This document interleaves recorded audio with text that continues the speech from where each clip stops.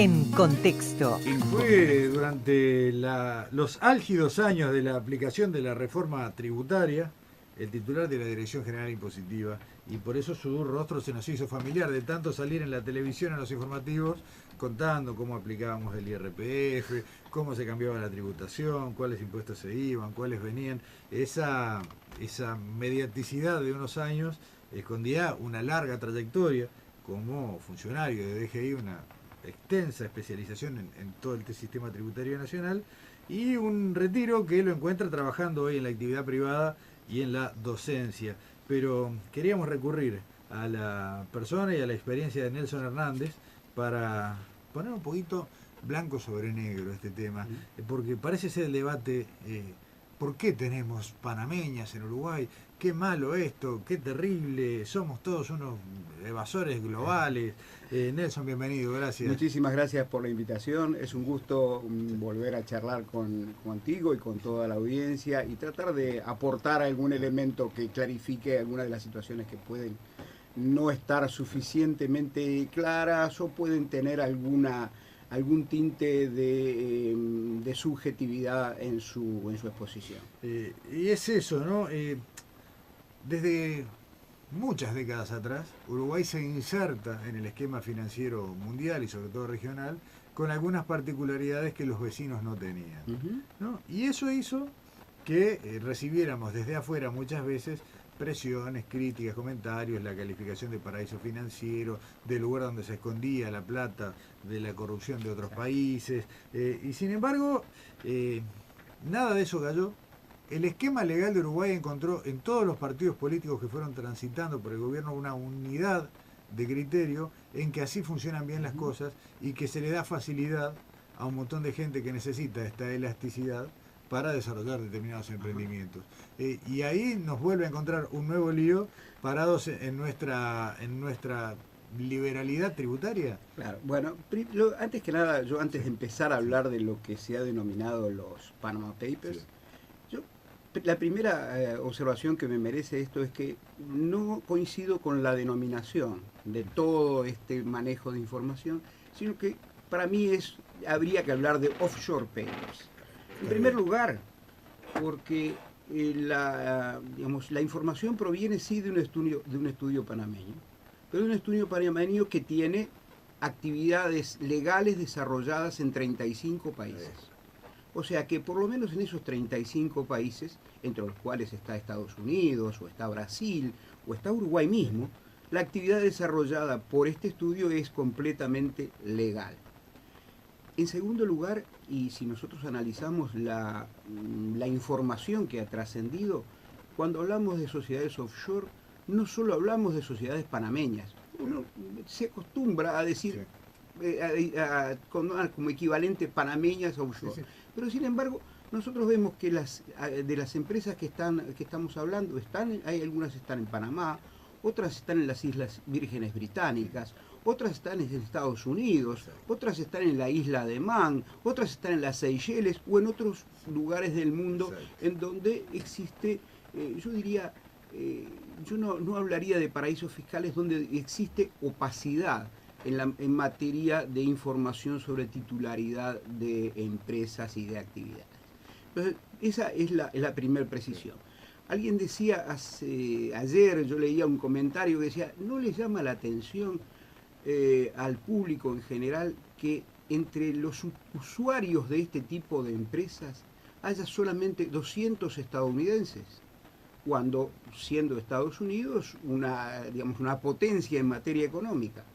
Y la respuesta la daba el mismo periodista que se hacía esta pregunta y decía, bueno, pero lo que pasa es que Estados Unidos ofrece la misma opacidad que ofrecen cualquier otro lugar del mundo. En particular, dice, las legislaciones de Delaware, de Wyoming, de Nevada, de Florida, permiten tener este tipo de empresas con este tipo de actividad offshore sin individualizar o sin que ello determine un tratamiento tributario específico y particular para aquellos que son sus titulares. Nelson, hay un apunte. Desde el lunes venimos especulando con la idea de un Estados Unidos que en realidad lo que está buscando es quedarse sin competencia.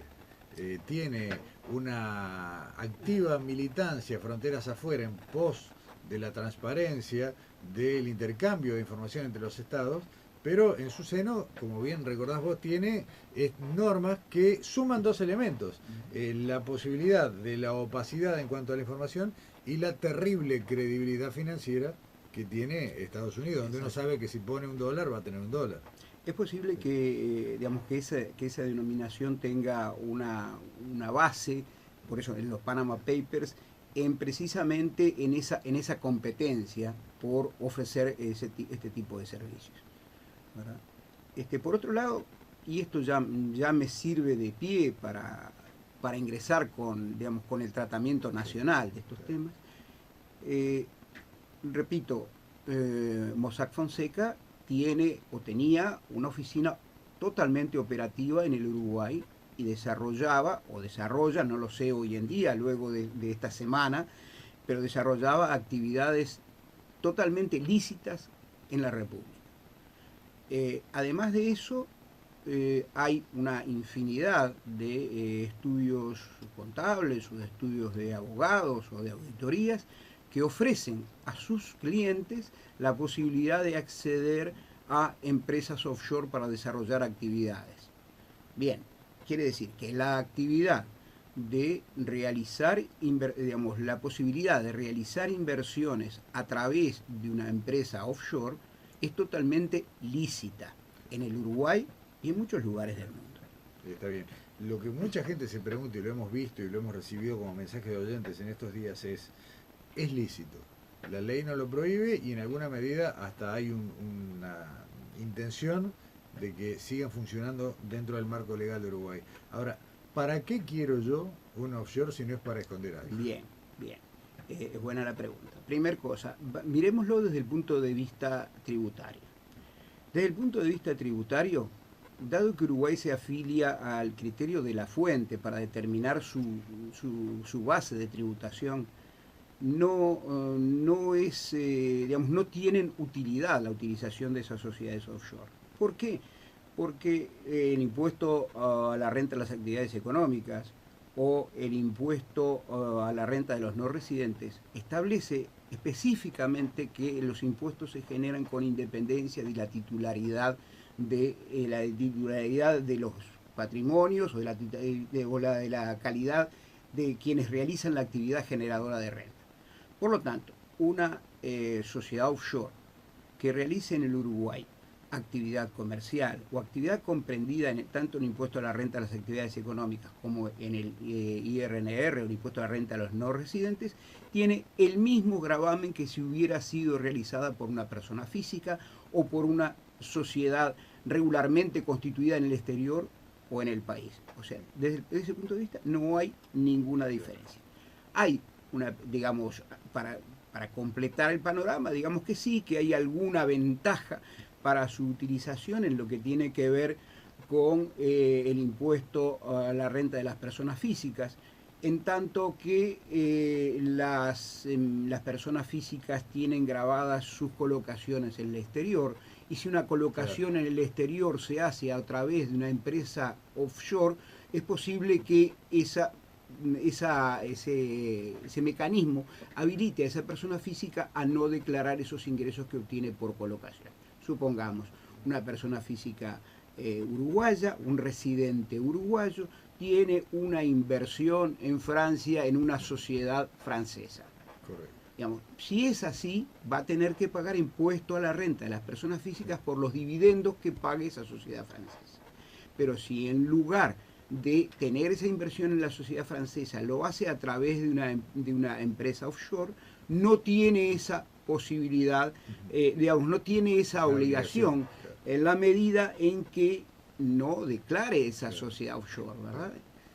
Ahora, todo esto el no declare esa sociedad offshore me vincula a otro tema, que es el tema de la opacidad o de la transparencia. Acá, en principio, está en tela de juicio más que nada la opacidad o la transparencia. ¿Por qué? Porque muchos de estos lugares en donde se operan estas sociedades offshore tienen restricciones para proporcionar la identidad de los titulares. cosa que no ocurre en el Uruguay. Claro. Uruguay es absolutamente transparente en ese sentido, digamos, identifica todos los titulares de las sociedades anónimas locales y, digamos, y si algún fisco del exterior país con el cual Uruguay tiene convenio de intercambio de información, le va a proporcionar la información que está radicada en el Banco Central. En algunos de esos países que estamos hablando hay dificultades para acceder a la titularidad. Ahora, digamos, todo este asunto deja de manifiesto que esa opacidad es relativa, ¿verdad? Porque nosotros estamos conociendo quiénes son los titulares de empresas constituidas en el exterior. En particular, Panamá tiene un mecanismo para identificar a los titulares de las empresas, digamos, con domicilio en Panamá o empresas panameñas. El funcionamiento del sistema, yo no estoy seguro de la eficiencia en el funcionamiento del sistema para proporcionar la información, pero que tiene mecanismos para proporcionar información, sí lo tiene. Entonces, el tema, más que un tema tributario, pasa por ser un tema de opacidad o transparencia.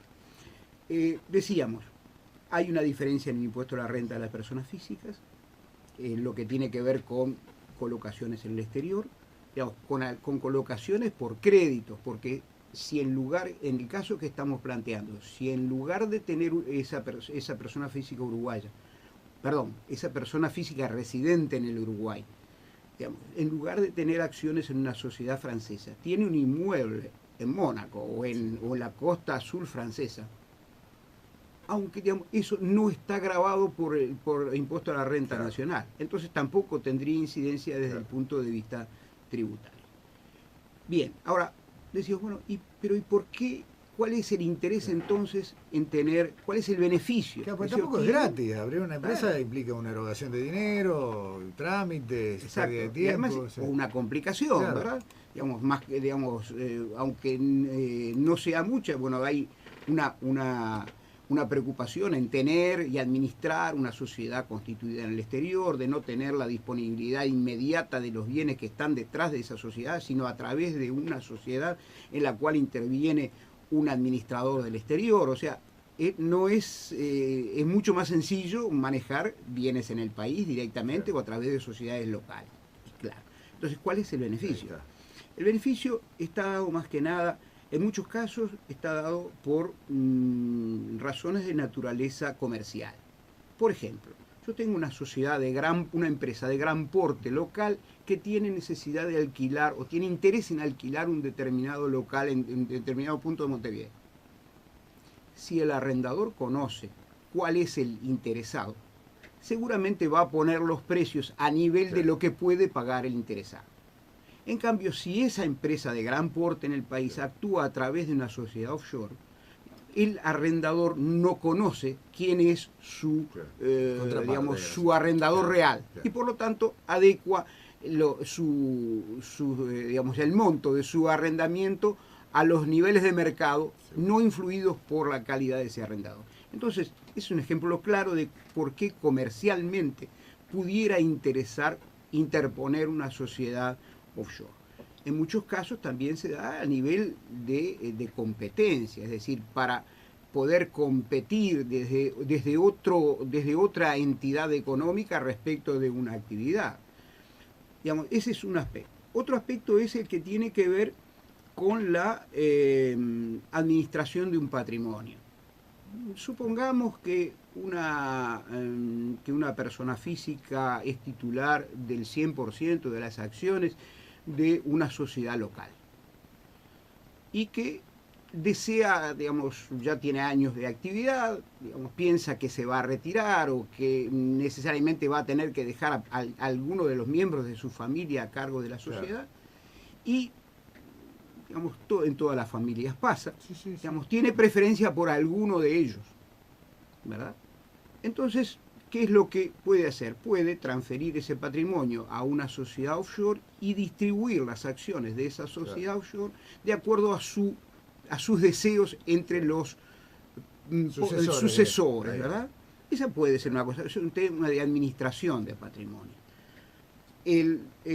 Por otro lado, digamos, en el caso de transferencias de patrimonio es mucho más sencillo transferir acciones Claro. De una entidad del exterior que de una entidad local. Allí hay otro tema fiscal, ¿verdad? Ahí sí hay un tema fiscal. La enajenación de acciones de una sociedad local está agravada por incrementos patrimoniales, por impuesto a la renta a las personas físicas. En tanto que la enajenación de acciones de una entidad constituida en el exterior no tiene gravamen. Claro, pero perdóname ahí, Nelson. Mucha gente escucha esto último que acabas de decir y dice, ah, es para pagar menos impuestos. Pero bueno, el Estado uruguayo consciente mantiene su legislación de esta manera. Si no quisiera que esto fuera así, lo habría modificado.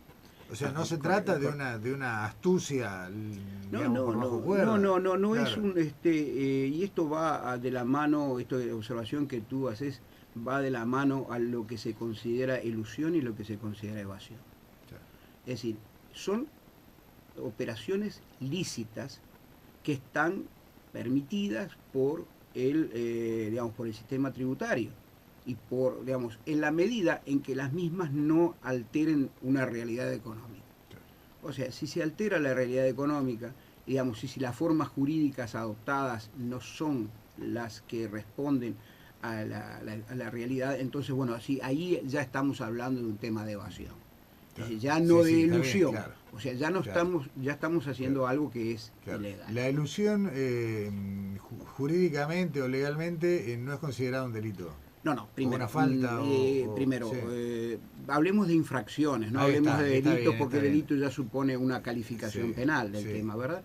Hablemos de infracciones. La ilusión no es una infracción. La evasión sí lo es. Está claro. Es más, a nivel internacional se habla de planificación tributaria o planificación tributaria agresiva. Entonces, lo que está sancionado, lo que todos los fiscos del mundo persiguen, es precisamente esa evasión tributaria agresiva. Claro. No, y esa agresiva es aquella en la cual se altera la realidad para darle una forma jurídica más conveniente desde el punto de vista fiscal, sin que responda a la realidad.